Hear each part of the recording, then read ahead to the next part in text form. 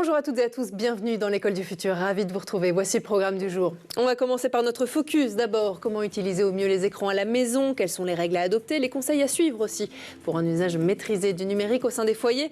Quelques-unes des questions que se pose toujours notre partenaire, le Clémy, avec sa série La famille tout écran, dont on découvre un nouvel épisode dans un instant. Et puis Benoît est avec nous aujourd'hui. Benoît Greneval. Bonjour Benoît. Bonjour Philippine. Ravi de vous retrouver. Quel va être l'objet de votre chronique aujourd'hui? Aujourd'hui, on va parler de l'intelligence artificielle qui est utilisée par les arnaqueurs.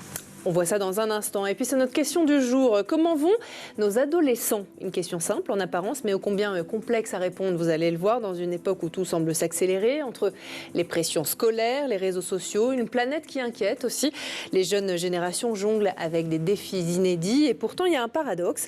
Alors qu'on parle de plus en plus, c'est vrai, de santé mentale, il reste difficile d'avoir accès à des outils pour réellement agir. Alors que faire? Peut-on surtout réinventer un espace où les jeunes se sentent écoutés, compris et surtout soutenu? On en parle avec nos invités aujourd'hui, Miel et Guirchaume Abitbol. Bonjour Miel. Bonjour. Ravi de vous avoir parmi nous. Vous êtes la cofondatrice de Link. C'est ça. Vous allez nous en parler dans un instant et vous êtes accompagnée de votre papa, donc cofondateur de Link. Absolument, bonjour. Ravi de vous avoir.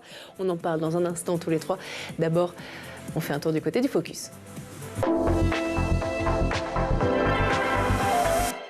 Focus donc aujourd'hui sur une utilisation saine et maîtrisée du numérique au sein des foyers avec notre partenaire le Clémy et un nouvel épisode tout de suite de sa série La famille tout écran.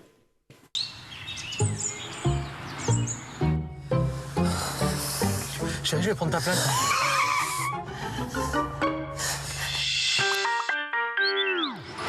Regarde bien dans tes rétros. Oui, maman. Je commence à avoir un peu faim, moi. On a reçu une flamme de Snipshoot. Tu fais quoi là? Je voulais juste regarder. Tu sais que c'est interdit de regarder son téléphone en conduisant. Mais si c'est Tim, peut-être qu'il veut me dire qu'il me kiffe. Ou peut-être qu'il veut faire une choré avec moi sur TokTok.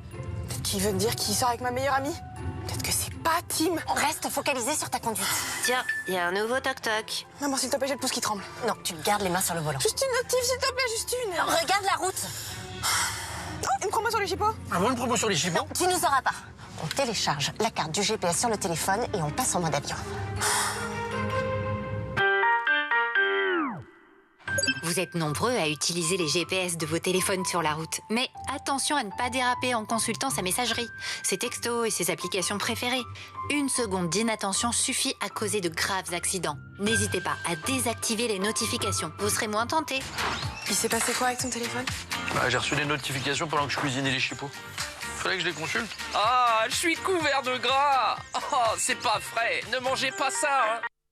Allez, on va continuer à parler numérique dans un instant, vous allez le voir, notamment parce qu'un adolescent sur 7 en France est aujourd'hui à risque de dépression. Ces chiffres récents, publiés par l'assurance maladie, font évidemment froid dans le dos, d'autant qu'ils révèlent une tendance plus marquée chez les jeunes filles. Alors face à cette réalité, il y a une urgence, comprendre et agir. Comment créer un environnement où l'on peut parler librement, partager notamment ses émotions et trouver du soutien, qu'on soit jeune ou parent? C'est une question importante et on se la pose aujourd'hui avec nos invités dans la première partie du talk. Aujourd'hui donc, à nos côtés pour en parler, j'en ai parlé en introduction, Miel Abitbol, vous êtes la cofondatrice de Link, vous avez 17 ans et vous êtes accompagnée de votre papa, votre cofondateur, aussi dont on va parler évidemment dans un instant de cette association familiale. D'abord, Miel a seulement 17 ans, vous êtes donc la cofondatrice de cette application Link, votre parcours personnel a inspiré ce projet et c'est au cœur justement de votre histoire. Est-ce que vous voulez bien nous raconter les origines justement de Link? Alors, Link, bah oui, c'est un projet qui est venu un peu d'une histoire personnelle, comme vous l'avez dit. Moi, j'ai vécu des choses pas très simples quand j'étais plus jeune, que ce soit à l'école, du harcèlement, un tas de petites choses pas cool du tout à 12-13 ans. Et j'ai tout gardé pour moi. J'arrivais pas à le dire à mes parents parce que j'avais peur qu'ils me comprennent pas, qu'ils me jugent et tout. Finalement, ils l'ont su parce que j'ai fini sur un lit d'hôpital après une tentative, donc pas le choix. Et en fait, on est parti pour des années de grosses galères, de dépression, de troubles alimentaires, de détresse en fait, de détresse. Et moi, j'ai toujours été sur les réseaux sociaux.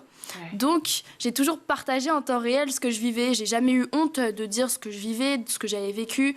J'avais pas de tabou par rapport à ma santé mentale. Parce que vous avez un rôle public, c'est effectivement, j'en ai pas parlé, mais vous êtes aussi ce qu'on appelle influenceuse. Vous avez des millions de followers sur les réseaux.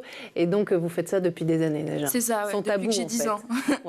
Et du coup, il y a beaucoup de jeunes en fait, qui sont reconnus en moi, je pense. Et vu que moi, j'étais ouverte à ce sujet-là et que j'en parlais librement, Et j'ai reçu beaucoup de témoignages au fil des années.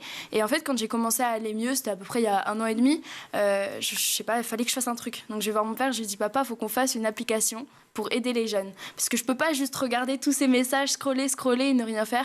Ouais. Du coup, c'était un peu une concrétisation et aussi une revanche pour moi, je pense. Bien sûr, parce que vous avez fait le constat, en fait, sur vos réseaux sociaux notamment, que quelque part, vous étiez la porte-parole d'une génération qui n'allait pas forcément très bien, qu'en tout cas, ce sujet de santé mentale, de harcèlement, etc., il fallait faire quelque chose, parce que vous le constatiez aussi au quotidien sur les réseaux. C'est sûr, et c'est surtout que je pense que moi, comme mon père, on est tous les deux légitimes de parler de ce sujet-là, vu qu'on l'a vécu. Lui, il a vécu la détresse santé mentale d'un jeune de son point de vue de parent, d'adulte. Ouais. Moi, je l'ai vécu en tant que jeune. Ouais. Et on a un peu les deux pôles. Et il faut savoir qu'aussi chez Link, il y a moi, mon père en tant que cofondateur, mais aussi le docteur Claire Morin en cofondatrice, qui est médecin psychiatre. Du coup, on essaye de couvrir un peu les 3 pôles importants autour de la santé mentale des jeunes. Alors justement, on va en parler avec vous. Guerchom, qu'est-ce que ça fait Link? C'est quand même une très belle aventure familiale, d'abord. Oui, et puis surtout, Link répond à une problématique qui est une problématique de plus en plus fréquente, qui touche toutes les classes sociales, qui touche la ville ou la ruralité. Donc c'est un problème qui est vraiment omniprésent aujourd'hui dans notre société. Et là, vous annonciez des chiffres. On a une enquête récemment en classe qui est sortie, qui donnait 31% donc, des jeunes lycéennes qui avaient eu des idées suicidaires au cours des 12 derniers mois. Donc c'est bien plus que 1 sur 7 en fait. Ouais. Et une autre étude donnait 52% des jeunes qui développaient un trouble anxieux ou dépressif dans les 11-15 ans. Donc on est sur un phénomène qui est très grave. Nous, on l'a vécu en direct et on se rend compte en tant que parents à quel point on est démunis quand on est face à ces situations. On ne sait pas comment gérer ces situations parce que c'est juste pas simple à gérer en fait. Donc on a peu d'accompagnement, on a peu de guidance et surtout le problème c'est qu'on intervient très tard. C'est-à-dire qu'on intervient une fois que le jeune est mal. Et ça, c'est pas forcément la bonne méthode. Pour nous, on doit développer des axes de prévention, on doit être très proactif sur le bien-être et la santé mentale des jeunes. C'est dès le plus jeune âge, on leur parle de bien-être. On leur dit voilà, faites attention à vous. Vous disposez tous d'un capital santé mentale, vous devez en prendre soin, vous devez l'entretenir justement pour, quand vous êtes confronté à des situations difficiles, que ça ne vienne pas perturber votre vie de manière profonde. Parce que vous avez des appuis, vous avez des piliers sur lesquels vous pouvez compter. Et Link, c'est ça, c'est le lien entre le jeune et son entourage adulte qui doit l'aider, l'accompagner, le renforcer pour traverser des épreuves que tout jeune traverse et ça fait partie de la vie en fait. C'est sûr, effectivement, de manière plus ou moins présente et prononcée, effectivement. Alors justement, qu'est-ce que ça fait pour celles et ceux qui nous regardent, nous écoutent et ne savent pas forcément ce que fait Link? Qu'est-ce qu'on peut y trouver dans cette application? Alors Link, il y a 2 côtés dans l'application. Il y a un côté pour les jeunes qui est vraiment une safe place qu'ils peuvent utiliser au quotidien. Donc par exemple, ils vont avoir un calendrier émotionnel pour noter leur humeur, leur alimentation, leur fatigue tous les jours, garder un suivi vraiment de comment ils vont. Ils ont un journal intime, ils ont un compteur de sobriété pour les addictions. Il y en a beaucoup aujourd'hui, leurs addictions, que ce soit fumer, l'alcool, la scarification. Il y a énormément de jeunes qui sont face à ce genre d'addiction. Ouais. C'est des sortes de challenges. Ils peuvent se fixer des objectifs sur l'application. Ils ont plein de fonctionnalités qu'ils peuvent utiliser seuls au quotidien pour prendre soin d'eux. Et l'autre côté, c'est le côté pour les adultes de confiance. Du coup, on parle de parents, on parle donc de tantes, vraiment des adultes proches. Ce ne sont pas des inconnus, avec lesquels ils peuvent se connecter sur l'application. Et ils ont des fonctionnalités croisées ensemble. Donc, par exemple, la mise en place de contrats. Donc ça, c'est quelque chose qui est beaucoup utilisé en psychologie et en psychiatrie, et même en soi dans les entreprises un peu partout. C'est chacun va prendre un engagement pour responsabiliser, on va dire, les 2 parties et avoir les meilleurs résultats venant du jeune. Ils peuvent s'organiser des activités directement dans l'application. Le jeune peut aussi partager toutes les informations qu'il souhaite de sa safe place à son adulte de confiance. C'est ce que j'allais vous demander. Oui, c'est ça. Et en fait, donc, par exemple, s'il veut partager son calendrier émotionnel à son adulte de confiance, il peut. D'accord. Il n'est pas obligé. C'est lui qui est maître de ces informations. Ouais. Donc vraiment, c'est recréer ce lien, on va dire, dans un premier temps, en le digitalisant, pour qu'après, il soit plus fluide dans la vraie vie. Voilà. Ça peut être partagé aussi avec un psychiatre. Notamment, vous parlez du docteur Claire Morin avec qui vous collaborez. Ces informations aussi, elles peuvent être, j'imagine, très utiles dans le cadre d'un suivi psychiatrique ou psychologique. Alors, on envisage à terme de faire une plateforme destinée aux professionnels de santé mentale qui permettrait, pour les jeunes qui l'acceptent, encore une fois, le jeune, il doit être libre de ses données numériques. Voilà, c'est lui qui en est propriétaire, c'est lui qui décide ce qu'il souhaite partager ou pas. Mais à terme, ça fait partie de nos projets avec un partenaire, que je ne peux pas nommer pour l'instant. Mais l'idée, c'est en effet de fournir une plateforme pour le suivi entre les séances. Puisqu'évidemment, c'est compliqué aujourd'hui d'avoir un vrai retour entre 2 séances psy. Au bout de 15 jours, le jeune, il vit dans le présent. Donc ce qui s'est passé il y a 10 jours, il a oublié. Pourtant, c'est essentiel pour le travail en séance. Voilà. Depuis son lancement, Link a explosé les records de téléchargement. Vous avez même dépassé le nombre de téléchargements de ChatGPT en France. Comment vous expliquez justement tous les deux cet engouement? C'est les réseaux, hein. C'est les réseaux sociaux. Ouais. Moi, j'en ai beaucoup parlé. C'est un projet qui me tient beaucoup à C'est cœur. votre bébé en plus. Évidemment, moi, ça me tient trop à cœur, donc j'en ai beaucoup parlé. Et les gens, en fait, je pense aussi que ça montre un réel besoin de la jeunesse. Ça montre qu'ils veulent des produits comme ça, ils veulent pouvoir prendre soin de leur santé mentale d'une nouvelle façon. Parce que c'est pas toujours évident de demander à ses parents d'aller voir un psy pour prendre soin de sa santé mentale, alors qu'il n'y a pas de honte. Hein. Franchement, il n'y a aucune honte à aller en voir un. Vous estimez qu'aujourd'hui en France, c'est un tabou, justement? C'est intéressant, parce que vous avez la position d'une jeune, vous êtes encore mineur aujourd'hui, je crois. C'est pas des sujets dont on parle à l'école, quelque part aussi. Je pense que c'est tabou. C'est un sujet, Guerchom. Je pense que c'est encore un sujet assez tabou, mais ça dépend où. Ça dépend des familles et tout, je pense. Mais c'est vrai qu'il y a beaucoup de parents qui vont être fermés au fait que leur enfant aille voir un psychologue. Moi, j'ai déjà eu des copines comme ça qui me racontaient des trucs. Je me... waouh. Parce que ça veut dire qu'on est malade, quelque part. Comment? Ça veut dire qu'on est malade quand on va voir un psychologue? Non, pas nécessairement. C'est pour les fous. Oui, les parents, c'est ce qu'ils disent. C'est une honte, en fait. Hein. C'est une honte, oui, c'est un échec. C'est ce que les parents ils disent, mais après il y en a plein qui sont quand même ouverts d'esprit par rapport à ça, mais je pense qu'il y a encore des choses à faire par rapport à ce sujet-là. Les mentalités changent, mais il y a encore un peu de boulot, effectivement. Alors, justement, on parlait de l'école. Alors je rebondis sur l'école. Donc nous, on a créé récemment, au mois de décembre, un programme ambassadeur auprès des jeunes. Donc on a 2000 jeunes qui sont inscrits pour parler santé mentale et bien-être au sein de leur école, dans des actions de prévention. Bon, c'est une initiative un peu c'est vraiment une initiative de Link, hein, de faire ça. Hein. C'est pas une initiative de l'Éducation nationale. On l'a fait de notre propre initiative. Les jeunes l'ont très bien accueilli. C'est globalement très bien accueilli dans les établissements, par les chefs d'établissement, les CPE ou les enseignants. D'accord. Donc globalement, on a très peu de rejet de la part des écoles par rapport à ce programme. Et on va plus loin, c'est qu'aujourd'hui, on développe une offre pour les écoles pour que le bien-être et la santé mentale prennent une place prépondérante. C'est-à-dire qu'on part du principe qu'il n'y a pas d'académique sans bien-être. Donc le bien-être doit être quelque chose qui doit être expliqué dès le début, toujours sous une démarche de prévention. On met tous dans les écoles, on va avoir des infirmières scolaires, des psychologues, etc. Mais c'est déjà trop tard. Donc c'est apprendre à prendre soin de soi, sinon on devrait mettre un psychologue derrière chaque enfant. C'est pas le but en fait. Non, effectivement. Et puis les études récentes, et on en a parlé d'ailleurs dans l'émission ici, montraient qu'en fait il n'y a pas du tout assez de soignants et notamment de psychologues. Si on peut éviter en plus. Et si on peut éviter ces périodes difficiles pour eux et pour leur entourage, bien sûr, c'est toujours d'autant plus agréable. C'est tout ce qu'on leur souhaite. Bon, écoutez, tous les deux, ce que je vous propose, c'est de continuer à en parler dans un instant. Ensemble, on a encore plein de choses à dire et de sujets à aborder. D'abord, on fait juste un petit tour du côté de la planète tech. Images et vidéos, d'ailleurs, c'est le meilleur d'Internet, c'est le Zap et c'est l'œil toujours de Jean Martineau.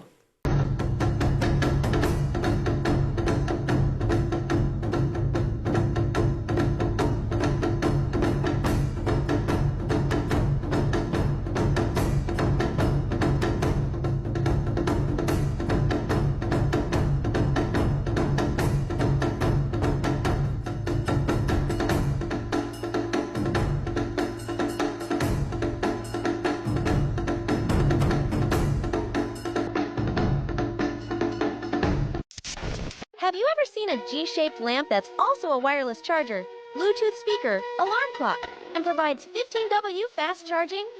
This sleek beauty does it all! Perfect for your home office or bedside setup. Who wouldn't want a multitasking lamp like this? Get yours now. Link in bio.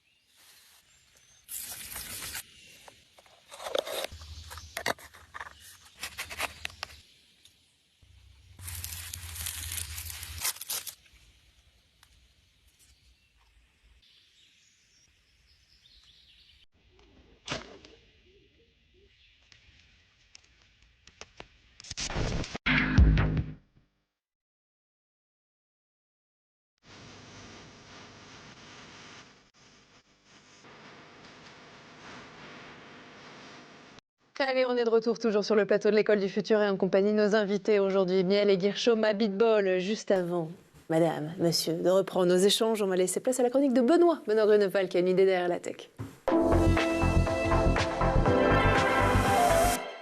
Benoît, avec vous aujourd'hui, on va parler intelligence artificielle qui est bien sûr en plein essor, transforme, c'est vrai, de nombreux aspects de notre vie, mais elle présente aussi, et régulièrement vous nous en parlez, des risques importants, notamment en matière de sécurité numérique. Certains outils d'intelligence artificielle sont notamment utilisés à des fins malveillantes pour créer des arnaques, des campagnes de désinformation et d'autres menaces de divers genres. Alors vous êtes là pour nous faire un état des lieux, justement, de ce que vous faites en ce début d'année, un état des lieux en ce début d'année 2025. Oui, et malheureusement, l'année 2025 s'annonce chargée en termes d'arnaques et notamment augmentée par l'intelligence artificielle qui va à la fois amplifier le volume de ces attaques mais également leur gravité. Et ça a des implications majeures, vous l'avez dit, à la fois pour les entreprises, les particuliers et d'une manière générale tout ce qui est connecté. Alors, il y a des outils qui vont arriver, qui vont nous protéger. Certains sont déjà disponibles, d'autres sont en cours de développement. Mais en attendant que tout ça soit à peu près réparti, on va dire, entre les attaquants et la défense, eh bien, il va falloir être vigilant et se former à ce que va nous amener cette intelligence artificielle. Alors, on pourra aborder le sujet pendant des heures. Justement, ça tombe bien parce que vous allez revenir pour nous en faire des chroniques sur le sujet. Quoi qu'il en soit, et pour tenir le timing d'aujourd'hui, vous avez identifié d'abord 2 catégories d'individus qui sont particulièrement ciblés en 2025. Quelles sont-elles ? Oui, ce sont à la fois les boomers et également les personnes qui sont en charge des finances. Alors, à la fois dans des organisations publiques, privées, mais également personnelles. On peut être le papa et être donc en charge des finances et donc ciblé par les cybercriminels. Alors, on va voir quels sont d'une part les risques, mais aussi les méthodes utilisées par les criminels, justement, pour attaquer ces 3 catégories. On va débuter par les boomers. Oui, on qualifie de boomers ceux qui ont plus de 50 ans.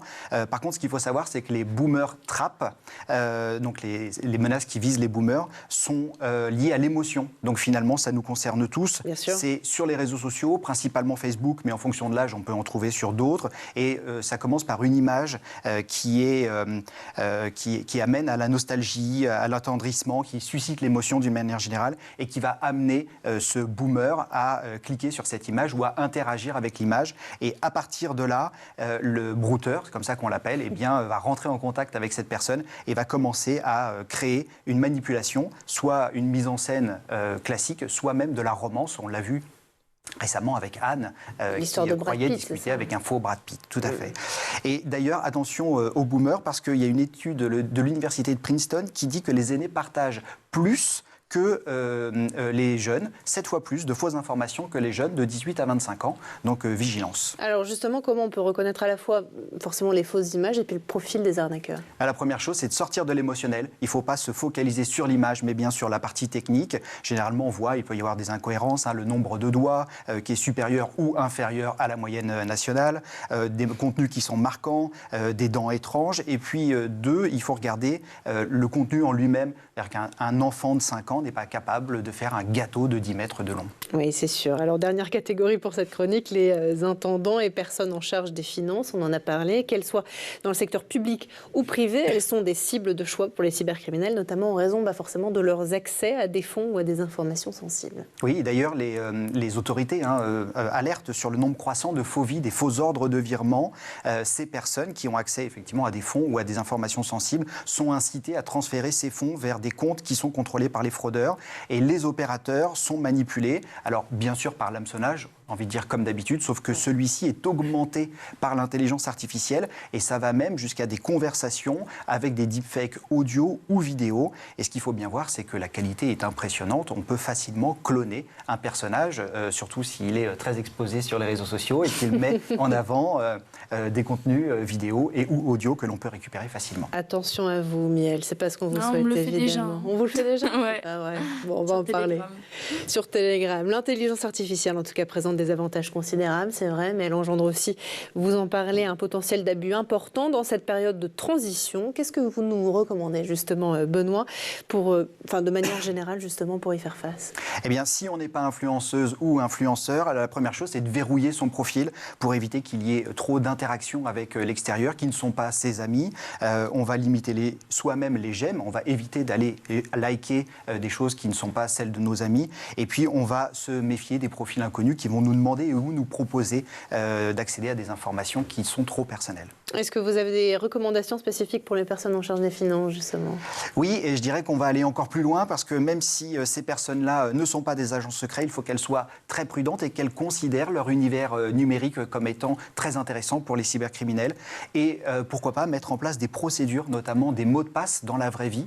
Par exemple, si vous avez une vidéo de moi qui arrive et qui vous demande de l'argent parce que je serai en panne, par exemple, sur l'autoroute, eh bien, demandez-lui un mot de passe que l'on pourra convenir à l'oral avant pour être sûr que c'est bien moi et non pas un avatar créé par l'intelligence artificielle. Très bonne idée. Vous avez déjà été confronté à tout ça, alors je comprends. Ouais. Oui, moi sur les réseaux, Telegram et tout, les gens, ils vendent des fausses photos de moi sur Internet. Mais à quelle fin? Pour se faire de l'argent, c'est des photos. C'est des montages? Ouais, des montages photos où je suis en maillot de bain. D'un coup, il n'y a plus de maillot de bain, ils vendent ça sur Internet. Ah oui, d'accord. C'est des images générées, en fait. Et moi, j'ai eu ma DRH qui s'était fait avoir comme ça et qui avait changé le RIB d'un salarié à sa demande, alors que c'était un mail extérieur, mais qui était hyper bien fait. C'était aux États-Unis il y a 4-5 ans. Et on a fait son virement de salaire sur un RIB qui n'était pas le sien. Voilà. Et elle s'est fait avoir bêtement, mais vraiment bêtement, mais le type était hyper renseigné, quoi. Comme quoi ça arrive partout. Oui, c'est pour ça qu'il faut verrouiller ces réseaux sociaux. Alors, c'est au-delà, là c'était les signatures de mail qui correspondent, tout correspondait. C'était... Comme quoi les chroniques de Benoît sont toujours aussi utiles et ça l'est pour tout le monde, même pour nous. Merci beaucoup en tout cas Benoît pour cette chronique et puis on lance tout de suite ensemble la deuxième partie du talk. On va continuer à parler justement tous les quatre, bien sûr, à la fois des outils numériques qui peuvent transformer la vie des adultes, vous en avez parlé Benoît, et puis des jeunes, parce que c'est au sujet justement au cœur de cette émission aujourd'hui. On parlait de Link, cette application que vous avez fondée tous les deux, Miel et Guirchaume. Parmi les fonctionnalités de Link, on l'a évoqué, le journal intime, le calendrier émotionnel. Laquelle a le plus de succès aujourd'hui auprès des jeunes? Le calendrier émotionnel. Calendrier émotionnel. Oui, c'est un peu la fonctionnalité qu'on peut utiliser tous les jours. Noter son humeur et on est en train de rajouter, d'améliorer on va dire ces fonctionnalités pour qu'ils puissent avoir un meilleur suivi on va dire de comment ils vont avec plus d'informations. Je peux pas trop spoil mais ça arrivera très vite. Mais il y a aussi une autre fonctionnalité que j'ai pas évoquée tout à l'heure qui est très utilisée aussi, c'est le kit de secours. Le kit de secours, c'est aussi quelque chose qui est beaucoup utilisé en psychiatrie, en psychologie et tout. C'est qu'est-ce que je fais quand ça va pas? Donc, en fait, justement, il y a beaucoup de jeunes qui vont avoir recours à de l'automutilation, à des gestes auto-agressifs envers eux-mêmes. Donc, c'est vraiment quelque chose... Moi, j'en ai fait des dizaines à l'hôpital quand j'y allais. C'est t'écris qu'est-ce que je peux appeler quand ça va pas, quelles activités je peux faire quand ça va pas. Nous, on a rajouté des dossiers coup de cœur avec... du coup, on peut mettre des photos des personnes qu'on aime, des choses qu'on aime et tout, nous redonner un peu de positivité. Et ça aussi, les jeunes, ils adorent. Ça les prépare. En fait, ça les prépare. Ça leur permet de développer des stratégies saines de gestion des moments de crise. Gestion d'émotions. Voilà, débordement émotionnel, on est préparé parce qu'on a tout préparé en fait dans un dossier. Donc voilà, l'idée, et ça c'est numérique, c'est sur papier à l'hôpital, ça finit à la poubelle. À chaque fois. Voilà. Parce que les jeunes ne travaillent pas sur papier, genre de choses. Ils les veulent en numérique sur leur téléphone. Alors justement, vous faites un lien absolument parfait, Guirchaume, sur ma prochaine question. Ce pont, quelque part, générationnel, c'est ce que vous voulez, c'est ce que vous avez recherché aussi, vous, en tant que parent, un pont émotionnel entre les générations. Quel retour, justement, vous observez aujourd'hui sur l'impact de Link auprès des jeunes et des parents? Est-ce que, justement, les parents vous disent, en fait, on arrive maintenant à parler à notre enfant de ces sujets-là qui, on le sait, sont tabous dans certaines familles? Alors, il y a encore beaucoup de freins au niveau des parents. Les jeunes, je pense qu'ils sont très partants sur ce type d'outils. On a beaucoup de retours, d'ailleurs, de jeunes qui sont vraiment très contents d'utiliser l'outil au quotidien. On a beaucoup de jeunes aussi qui nous ont dit, grâce à l'appli, grâce à vous, j'ai pu parler à mes parents. Voilà, donc ça, pour nous, évidemment, c'est un succès. Quand on a ça, on se dit, on a rempli notre mission. Notre mission, c'était de recréer le lien. Et ce lien va aider le jeune, en fait, à avancer dans son adolescence et dans sa construction. Donc pour nous, c'est vraiment le point essentiel. Côté parents, on commence à avoir des premiers retours. Nous, on s'est d'abord focalisé sur les jeunes. Il fallait d'abord qu'il y ait une vraie adoption de l'outil de la part des jeunes pour qu'eux-mêmes soient partie prenante de la démarche d'aller vers l'adulte. Si un parent vient imposer un outil à son enfant en lui disant, voilà, maintenant tu vas utiliser ça, comme ça on va savoir comment tu vas, le jeune, évidemment, il va rien remplir ou il va cocher que les bonnes cases. Quand le jeune est convaincu que c'est positif pour lui, alors il va être beaucoup plus sincère dans l'outil. Les parents, on commence à leur parler, on crée beaucoup de contenu pour eux aussi, pour décrypter la vie des jeunes. Parce qu'en fait, simplement, ils comprennent pas. Enfin, vous savez, c'est la diabolisation des réseaux. Mais ça, c'est les médias, c'est les politiques. Attention, les écrans, les machins, c'est dangereux. Tout est hyper dangereux. Il faut plus vivre, en fait. Mais leur monde, il est numérique. Et ça, il faut l'accepter. Et on doit les accompagner plutôt que leur interdire. Et c'est vraiment une problématique d'accompagnement, d'éducation sur les outils numériques. Et donc, à nous aussi d'être capables d'être de bons utilisateurs pour comprendre comment ça marche et justement comment on peut leur donner les bons usages des outils numériques. Je comprends que c'est aussi quelque part une problématique sociétale que vous mettez en avant. Vous parliez à l'instant des politiques. Est-ce que vous avez échangé d'ailleurs avec des politiques, avec l'éducation nationale? Ouais, on a échangé avec quelques-uns. Bon, ils sont sympathiques, ils parlent bien. Ils ont des beaux discours. Par contre, quand il faut faire des choses, vraiment des actions, même de la prévention, ils sont pas là, ils sont plus là. Quand ils ont besoin de nous pour aller faire des prises de parole pour le lancement de leur association, ou de ça ou de ci, ou pour la journée contre le harcèlement, nous on est 100% là parce que moi on soutient toutes les bonnes causes et toutes les bonnes actions. Bon, par contre, quand eux ils doivent bouger le petit doigt pour nous aider un petit peu, il n'y a plus personne. C'est ça. Comment ils pourraient vous aider aujourd'hui? Si vous aviez quelque part une baguette magique, qu'est-ce que vous au-delà, évidemment, de mettre Link à disposition de tous les jeunes aujourd'hui sur tous les portables. En fait, pour nous aider, il faut qu'ils prennent leurs responsabilités de politique. C'est-à-dire qu'il faut qu'ils... Vous voyez, on est là chez School. School, c'est pensons l'école de demain. Et ben c'est ça qu'il faut faire. Il faut réinventer l'école. Voilà, c'est déjà le premier travail qu'ils pourraient faire. C'est faire en sorte déjà qu'il y ait une vraie démarche de fond sur ces sujets de bien-être à l'école. Et ça suppose beaucoup de courage politique qu'on ne trouve pas évidemment partout, parce que ça suppose des réformes importantes. On a la problématique des rythmes scolaires, on a la problématique de la pression des notes, on a plein de sujets à mettre en avant. Aujourd'hui, on n'est pas bon en termes de résultats et les enfants sont sous pression. L'école, qui est censée être un lieu de bien-être et de développement, est devenue un lieu de souffrance pour beaucoup trop de jeunes. Et ça, c'est pas normal. Voilà. Et ça suppose une refonte complète. Alors, on peut laisser l'école telle qu'elle pour une partie des jeunes, 30, 40, 50%, pour qui ça convient. Mais pour les autres, il faut leur proposer autre chose. Bien sûr. L'école, c'est une chance. Et ça doit le rester, en fait. Voilà. Vous êtes retournée à l'école aujourd'hui, Miel? À l'école? Ouais. Non. Enfin, je veux dire au lycée. Moi, j'ai fini. J'ai eu mon bac l'année dernière. C'est pas vrai. Qu'est-ce que vous faites maintenant alors? Link, 100%. J'étais censée faire une école de commerce, mais c'est vrai que Link, c'est plus intéressant. L'école, au pire, on a goûté à l'entrepreneuriat. Ouais, c'est ça. Au pire, je reprendrai l'école un jour, si ça marche pas. Bon, je sais pas si je suis très sûre de cette information, mais aujourd'hui, je suis à 100% chez Link. Ça vous plaît en tout cas? Ouais, c'est trop bien. J'apprends beaucoup de choses. C'est cool. Alors justement, sur les enjeux à venir et ces prochaines années qui vous attendent, on vous souhaite en tout cas chez Link, c'est vrai que la montée des troubles comme l'éco-anxiété chez les jeunes, notamment, dont on parle d'ailleurs beaucoup dans l'émission aussi, qu'est-ce que ça implique pour vous dans le développement de Link à tous les deux? Est-ce que justement vous avez prévu d'adapter Link aux nouvelles problématiques qui sont rencontrées mois après mois auprès des jeunes? Je crois que la principale problématique des jeunes aujourd'hui, alors l'éco-anxiété évidemment c'est important, ils sont très sensibles à ce sujet, plein de sujets auxquels ils sont sensibles, les guerres, enfin il y a plein de sujets qui les touchent directement, mais je crois que le plus gros sujet en fait c'est le questionnement. Aujourd'hui les jeunes se questionnent, très jeunes. En fait, ils ne veulent pas grandir comme nous. Et je pense que la clé du problème, elle vient de là, et c'est d'accepter le fait que les jeunes se posent des questions à 13-14 ans que nous, on se pose à 40 ou 50. Donc, généralement, qu'est-ce qu'on fait, nous? 40 ou 50 ans, beaucoup envoient tout en l'air, changent de vie, changent tout dans leur vie. Et eux, à 13-14 ans, ils se disent, mais est-ce que j'ai envie, moi, d'être comme mes parents, de travailler comme ça? Est-ce que ça, c'est mon modèle de vie? Pourquoi on a une baisse de la natalité en France? Parce qu'ils ne veulent plus répliquer les modèles des adultes qu'ils estiment être un échec. Est-ce qu'ils ont tort? Je ne suis pas certain. Voilà. Cette question de la quête de sens, qu'est-ce que vous voulez que j'ajoute? En tout cas, c'est la question que vous vous êtes posée aussi et je crois que vous avez trouvé votre sens aujourd'hui. Ouais, moi aujourd'hui ça va. C'est sûr, quand on a... Le problème, c'est que quand on a 40-50 ans, c'est plus simple de tenir, on va dire, quand on se remet tout en question et tout. Quand on a 12-13 ans et qu'on commence à se poser 100 000 questions sur notre vie, même pourquoi on est là, est-ce que ça en vaut vraiment la peine et tout. À 12-13 ans, on se rend pas compte des choses, on n'a pas la maturité pour. Du coup, c'est pour ça qu'il y a beaucoup de drames aussi, je pense, c'est que si on vivait ce qu'on vivait à 12-13 ans, si on les vivait plus tard, peut-être que ça passerait mieux, ça serait bien différent, je pense.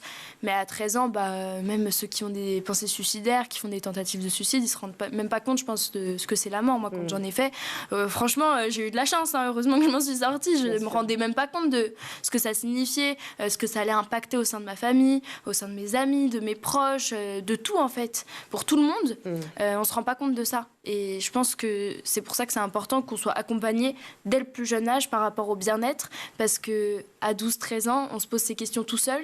On ne demande pas à nos proches parce que du coup on a honte, on a peur de leur demander. Bien sûr. Et ça peut malheureusement finir en drame pour certaines familles, quoi. En tout cas, vous êtes là pour notre plus grand bonheur. Ça a été un vrai plaisir de vous recevoir. Vous les accompagnez aussi, ces jeunes. Ça s'appelle Link, ça cartonne sur les réseaux sociaux et notamment sur les magasins d'applications en ligne. Merci d'avoir été parmi nous aujourd'hui, Miel. Merci. Merci aussi à votre papa, Guirchaume. Merci à notre chroniqueur du jour, Benoît, d'avoir été là aussi. Merci à vous de nous avoir suivis. Merci à la régie. Merci à Édouard Degnaud d'avoir produit cette émission. Et nous, on se retrouve comme tous les jours, dès demain, 12h30, toujours sur School TV dans l'école du futur. Et d'ici là, prenez bien soin de vous. Prenez-moi soin de vous, c'est tout.